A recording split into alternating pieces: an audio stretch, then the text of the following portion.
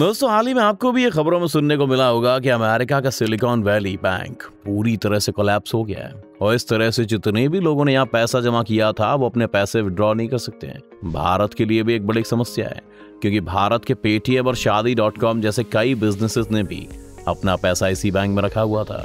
इससे किस तरह अमेरिका और इंडिया के स्टॉक मार्केट में हमें गिरावट देखने वाले हैं और क्यों आखिर ये बैंक अचानक से बंद हो गया, आज ये सभी कुछ जानने की कोशिश करेंगे इस वीडियो में, तो अंत तक बने रहिएगा हमारे साथ। लेकिन वीडियो शुरू होने से पहले अगर आप हमारे चैनल पर नए हैं या आपने अभी तक हमारे चैनल को सब्सक्राइब नहीं किया है तो चैनल को सब्सक्राइब करना और बेल आइकन दबाना ना भूलें। सिलिकॉन वैली बैंक के बारे में हमें ये चीज जाननी जरूरी है कि बाकी बैंक्स की तरह ही काम करता है, लेकिन इसमें थोड़ा सा फर्क भी है। एक नॉर्मल बैंक का काम होता है कि वो लोगों का पैसा अपने पास रखता है, उन्हें उसके बदले 3 से 4% का ब्याज भी देता है। फिर इसी जमा किए हुए पैसे से बैंक लोन के रूप में बाकी लोगों को भी देते हैं। अब सिलिकॉन वैली बैंक भी इसी मॉडल पर काम करता है, लेकिन जहां एक बैंक के कस्टमर्स आम लोग होते हैं, वहीं सिलिकॉन वैली बैंक के कस्टमर्स स्टार्टअप कंपनीज थी। जैसा कि आप जानते ही होंगे कि दुनिया में कई सारे वेंचर कैपिटलिस्ट या वीसी हैं जो कि स्टार्टअप्स को फंड करते रहते हैं और इन्हीं की वजह से कंपनीज बिना रेवेन्यू के सारे काम करती रहती हैं। जब भी कोई स्टार्टअप कंपनी किसी वीसी से पैसा लेती है तो जरूरी नहीं है कि वो सारा पैसा उसी वक्त बिजनेस में लगा दे, बल्कि वो इस पैसे को सिलिकॉन वैली जैसे बैंक्स में जमा कर देती है। आज अमेरिका की 50% टेक और लाइफ साइंस कंपनीज का पैसा सिलिकॉन वैली बैंक में जमा था, यानी अब इन कंपनीज के ऊपर खतरा मंडराने लगा है। अब आते हैं इस प्रॉब्लम पर कि आखिर ये बैंक इस तरह कोलैप्स क्यों हो गया। अगर बहुत ही लॉजिकली देखा जाए तो इसमें बैंक की ज्यादा गलती नहीं थी। पिछले कुछ वक्त से अमेरिका में इन्फ्लेशन या महंगाई दर बहुत ज्यादा बढ़ गई थी और जब भी महंगाई बढ़ने लगती है तो इसे कंट्रोल करने का सरकार के पास एक ही रास्ता होता है कि वो रेपो रेट को बढ़ा दे। रेपो रेट यानी वो रेट जिस पर फेडरल रिजर्व या कोई भी और सेंट्रल बैंक जैसे आरबीआई बाकी बैंक्स को लोन देता है। आप इसे ऐसे भी समझ सकते हैं कि अगर आरबीआई आज एक्सिस बैंक को लोन देता है तो वो 6% की इंटरेस्ट पर देगा और फिर एक्सिस बैंक वही पैसा आपको 12% के लोन पर देगा। लेकिन कल को आरबीआई अपने रेपो रेट को बढ़ाकर 8% कर देता है तो एक्सिस बैंक भी आपके इंटरेस्ट रेट को बढ़ाकर 14% कर देगा। इससे लोग लोन लेना कम कर देते हैं और मार्केट में पैसे का फ्लो कम होने से महंगाई धीरे धीरे कम होने लगती है। जब अमेरिका में फेडरल रिजर्व ने अपना इंटरेस्ट रेट बढ़ाया तो भी सभी बैंक्स को भी ये बढ़ाना पड़ा, इसलिए जितने भी स्टार्टअप्स थे उनके लिए लोन लेने मुश्किल हो गए।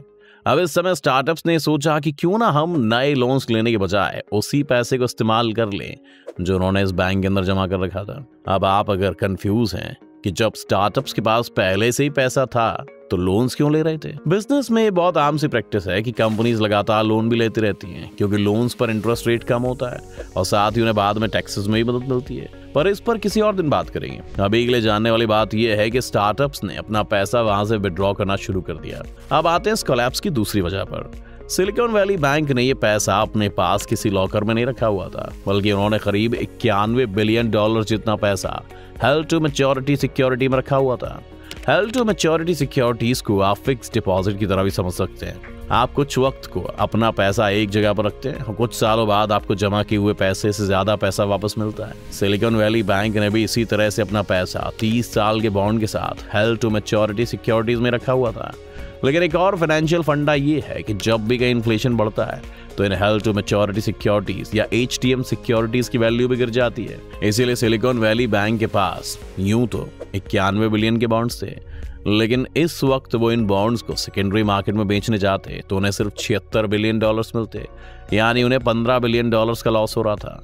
लेकिन अगर बैंक के इक्विटी एसेट्स को देखें तो वो कुल $16 बिलियन के थे और इसी ने मार्केट में एक पैनिक क्रिएट कर दिया। पीटर थील और गैरी टैन जैसे बड़े बड़े इन्वेस्टर्स ने अपना पैसा यहां से निकालना शुरू कर दिया और दूसरी तरफ वो अपने साथ जुड़ी कंपनीज को भी यही सलाह देने लगे। अब इस पूरे पैनिक के कारण अचानक से बैंक के पास पैसा विड्रॉ करने की बहुत सारी रिक्वेस्ट आने लगी। उनके पास इतना कैश नहीं था कि वो सभी को दे सके और अब उनके पास इन HTM सिक्योरिटीज को लॉस में बेचने के अलावा कोई ऑप्शन ही नहीं बचा था और बैंक कोलैप्स कर गया। अब यहाँ पर एक इम्पॉर्टेंट बात यह है कि अगर स्टार्टअप्स अपना पैसा विड्रॉ ना करते और बैंक के ऊपर ये पैसा वापस करने का प्रेशर ना आता तो ये बैंक आज भी नॉर्मली काम कर रहा होता, क्योंकि इन्फ्लेशन के कंट्रोल में आने के बाद इनकी HTM सिक्योरिटीज की वैल्यू फिर से स्टेबल हो जाती, लेकिन उन्हें इतना टाइम ही नहीं मिला।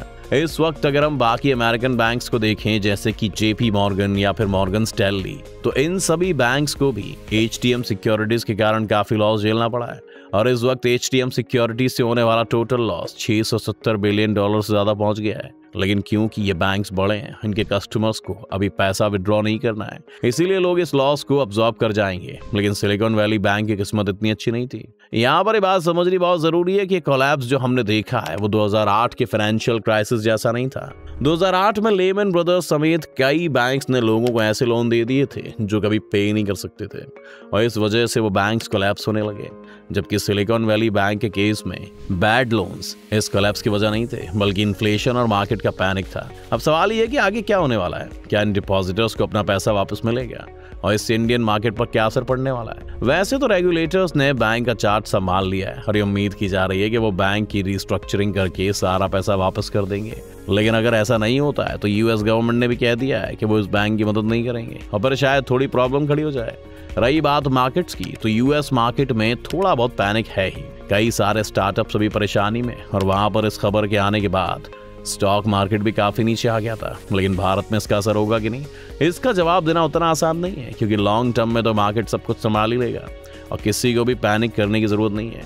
लेकिन शॉर्ट टर्म में बहुत सी प्रॉब्लम्स खड़ी हो सकती हैं, जैसे कि अगर स्टार्टअप्स इस वक्त ना लोन ले सकते हैं और ना ही अपना पैसा इस बैंक से निकाल सकते हैं, तो उनके सामने एक बड़ी समस्या है कि वो अपने एम्प्लॉयज को सैलरी देने से लेकर बाकी ऑपरेशनल कॉस्ट को कैसे मैनेज करेंगे। ये भी मुमकिन है कि इस तरह के कई स्टार्टअप्स आपको कोलैप्स होते हुए दिखाई देंगे, जिनके पास कैश के बाकी सोर्सेज नहीं है। अगर वो पूरी तरह कोलैप्स नहीं भी होते हैं, तो फिर भी वो अपने यहाँ के एम्प्लॉयज की छटनी करने और अपने एक्सपेंशन प्लान्स को थोड़ी देर के लिए स्लो डाउन करने का तो सोच ही रहे होंगे।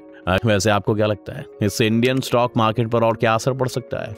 अपनी राय में कमेंट सेक्शन में जरूर लिखें। उम्मीद है आपको आज की इस वीडियो से काफी कुछ नया सीखने को मिला होगा। अगर आपको वीडियो पसंद आया तो वीडियो को लाइक करें।